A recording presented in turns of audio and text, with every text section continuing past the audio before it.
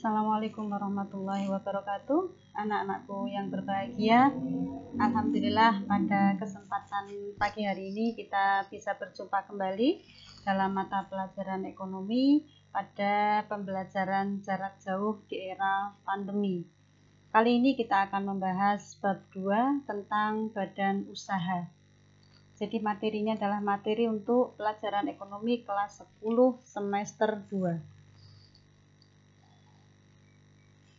Baik anak-anakku yang berbahagia, yang akan kita pelajari pada kesempatan kali ini meliputi pengertian badan usaha, kemudian fungsi badan usaha, kemudian jenis-jenis badan usaha. Nanti kita akan mempelajari dua hal, berdasarkan lapangan usaha dan berdasarkan kepemilikan modal. Kemudian berikutnya kita akan mempelajari juga tentang pengelolaan badan usaha, dan yang terakhir adalah peran dalam pembangunan ekonomi. Satu bab ini saya bagi menjadi 2 pertemuan karena materinya agak panjang. Sehingga untuk pertemuan kali ini kita hanya akan membahas 3 subjudul ini atau 3 subbab ini, meliputi pengertian, fungsi, dan jenis-jenis badan usaha. Kemudian untuk pengelolaan dan peran dalam pembangunan ekonomi akan kita pelajari pada pertemuan yang akan datang. Anak-anak yang berbahagia, antara badan usaha dengan perusahaan sekilas mungkin orang akan menganggap sama. Tetapi sebenarnya keduanya berbeda. Badan usaha ini merupakan kesatuan yuridis. Satuan yuridis itu adalah kesatuan hukum dan ekonomis yang menggunakan modal dan tenaga kerja, di mana kegiatannya bertujuan untuk memperoleh laba atau mendapatkan keuntungan. Jadi tujuan utama badan usaha ini adalah mendapatkan laba atau mendapatkan keuntungan. Dan ini merupakan kesatuan yuridis. Artinya badan usaha itu didirikan harus memiliki legalitas atau memiliki peresmian atau secara hukum memiliki legalitas. Jadi sah secara hukum. Ini untuk badan usaha. Kemudian kalau perusahaan ini adalah suatu kesatuan teknis dan ekonomis, mohon maaf ini kurang, kesatuan teknis dan ekonomis tempat proses produksi barang dan jasa secara efektif dan efisien. Jadi kalau perusahaan itu adalah kegiatan teknisnya. Jadi pengelolaan atau menghasilkan suatu barangnya itu di perusahaan. Sedangkan legalitas hukumnya ini merupakan pengertian dari badan usaha. Ciri-ciri badan usaha. Agar lebih jelas lagi, ciri-ciri badan usaha ini adalah yang pertama, badan usaha bertujuan untuk mencari keuntungan atau laba. Kemudian yang kedua, menggunakan modal dan tenaga kerja. Jadi tanpa modal dan tenaga kerja, itu badan usaha tidak bisa mencapai keuntungannya. Kemudian yang ketiga, ciri badan usaha adalah aktivitas operasional perusahaan di bawah pimpinan seorang wirausahawan. Jadi badan usaha ini sebagaimana layaknya suatu lembaga atau sebagaimana layaknya suatu sistem, ada pimpinannya, ada manajernya. Maka dia akan dipimpin oleh seorang wirausahawan. Nah, agar lebih jelas, berikut ini saya tampilkan perbedaan antara badan usaha dan perusahaan. Yang pertama dari aspek pengertian. Kalau badan usaha ini merupakan kesatuan yuridis atau kesatuan hukum. Jadi sifatnya formal atau resmi. Kemudian kalau perusahaan, kalau dilihat dari aspek pengertiannya, merupakan kesatuan teknis produksi. Jadi teknis menghasilkan produknya atau teknis menghasilkan barang dan jasanya itu yang kita fokuskan atau yang kita kenal dengan perusahaan. Kemudian berdasarkan tujuan. Berdasarkan tujuan, badan usaha bertujuan untuk menghasilkan keuntungan. mencari keuntungan atau laba, sekaligus juga memberikan layanan kepada masyarakat. Sedangkan perusahaan memiliki tujuan untuk menghasilkan barang dan jasa.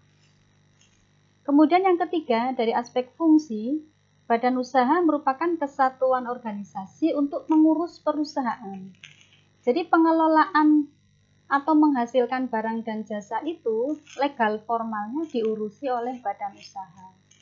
Sedangkan perusahaan ini menjadi alat dari badan usaha. Jadi perusahaan ini merupakan media atau sarana bagi badan usaha untuk mencapai tujuan, yaitu menghasilkan keuntungan atau laba. Kemudian berdasarkan sifatnya, badan usaha bersifat resmi atau formal, kemudian abstrak, dan dapat dilihat dari akta pendirian. Makanya badan usaha ini memerlukan perizinan khusus. Sedangkan perusahaan boleh resmi, boleh tidak, dan sifatnya konkret. Artinya bisa dilihat, bangunannya bisa dilihat, proses produksinya juga bisa dilihat. Kemudian dari aspek bentuk, badan usaha ini berbentuk yuridis atau hukum. Jadi bisa berbentuk PT, bisa berbentuk CV, firma, koperasi, dan lainnya. Sedangkan perusahaan ini dari sisi bentuk, ya bentuknya seperti sebuah bangunan, di mana di dalam bangunan itu dihasilkan berbagai produk, baik barang maupun jasa. Jadi kalau kita lihat perusahaan itu contohnya adalah toko, pabrik, bengkel, atau unit produksi yang lain. Berikutnya adalah fungsi badan usaha. Badan usaha memiliki dua fungsi, yaitu fungsi komersial dan fungsi sosial. Fungsi komersial ini meliputi dua hal, yaitu fungsi operasional dan fungsi manajerial. Fungsi operasional adalah fungsi yang memungkinkan badan usaha dapat melaksanakan kegiatannya dengan baik untuk mencapai tujuan. Jadi fungsi teknis ya, kalau ini ya, misalnya ada pembelian, ada produksi, ada pemasaran, keuangan, dan lain-lain. Sedangkan fungsi manajerial adalah fungsi badan usaha yang menyatakan bagaimana suatu badan usaha dikelola secara efisien agar memberikan keuntungan maksimal. Jadi fungsi manajerial ini adalah fungsi pengelolaannya. Biasanya menggunakan fungsi-fungsi manajemen yang sudah dibahas oleh para ahli, misalnya POAK ya, planning, organizing, actuating, dan controlling, atau dalam bahasa Indonesia perencanaan, pengorganisasian, pengarahan, dan pengawasan. Yang kedua, fungsi sosial dari badan usaha. Fungsi sosial ini sifatnya eksternal, jadi lebih ke arah lingkungan di sekitar perusahaan itu. Fungsi sosial menyatakan sampai sejauh mana suatu badan usaha mampu memberikan peran secara nyata bagi lingkungan di luar badan usaha yang bersangkutan. Nah, ini ada beberapa bentuk fungsi sosial badan usaha. Yang pertama sebagai penyedia kesempatan kerja. Jadi badan usaha itu memiliki fungsi sosial untuk ini. Yang pertama, kalau ada badan usaha di suatu tempat, diharapkan masyarakat di sekitar tempat itu bisa bekerja, sehingga bisa mengurangi pengangguran. Kemudian yang kedua adalah meningkatkan kualitas lingkungan hidup. Jadi fungsi sosial yang kedua ini jangan sampai badan usaha atau perusahaan itu malah membebani lingkungan dengan limbahnya.